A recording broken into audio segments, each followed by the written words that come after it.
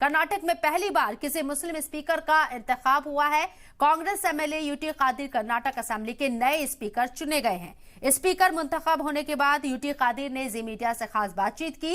उन्होंने कहा कि इस मौके पर स्पीकर बनने के बाद उन्हें बहुत कुछ सीखने को मिलेगा। कर्नाटक की तारीख में पहली मर्तबा असेंबली के स्पीकर किसी मुसलमान को बनाया गया है। यूटी कादर जो मंगलुरु से आते हैं, मंगलुरु के एमएलए यूटी कादर स्पीकर बने हैं। आइए उनसे बात करते हैं। सर, बहुत बहुत मुबारक हो आपको। पहली मर्तबा हिस्ट्री में किसी मुसलमान को स्पीकर बनाया गया, कैसा महसूस कर रहे हैं आप? मुझे अच्छा लग रहा हूँ।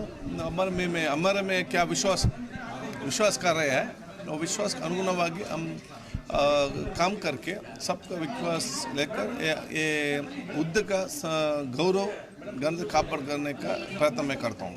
सर, यूजुअली जो स्पीकर बनते हैं काफ़ी एज वाले बनते हैं और जो लोग मिनिस्टर नहीं बनने वाले ऐसे लोगों को बनाते हैं जो बहुत ज़्यादा सीनियर हैं।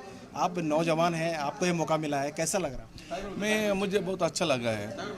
यंग एज में एक बहुत बड़ा जॉबदार मिला है। हमारा हमको भी सीखने का बहुत है इसमें। असेंबली कार्यकलाप क्या है वो चलाने से और मुझे भी सीखना है। हमारा पॉलिटिकल कैरियर और हमारा व्यक्तित्व भी इम्प्रूवमेंट करना है। सर, बताया जा रहा था कि आपको मिनिस्ट्री मिलना तय था क्योंकि आप मंगलुरु बेल्ट से आते हैं, वहाँ किसी मुसलमान भी जीते नहीं है।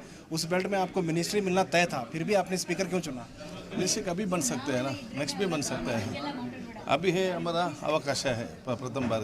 ये स्पीकर हर समय नहीं मिलता, इसलिए हमने स्पीकर पोस्ट अभी ले लिया है।